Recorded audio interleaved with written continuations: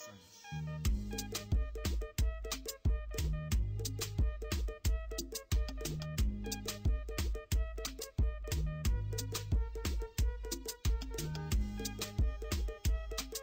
Olá, eu sou a Diana Fernandes, tenho 18 anos, faço parte do Movimento das Gerações do Futuro.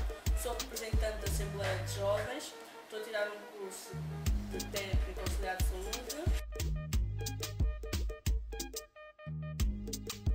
Eu gosto de dançar, comer, sair e passear. Não gosto de ler, sou responsável, sou assertiva, às vezes um bocadinho passiva. Gosto de jogar a bola. Gosto de rugby.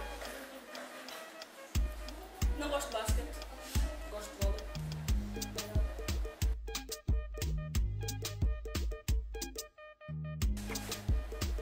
Para melhorar o meu projeto, eu tive uma ideia que é um grupo de debate que consiste em falar de diversos temas importantes para os jovens, como a política, o aborto, violência doméstica, entre outros temas.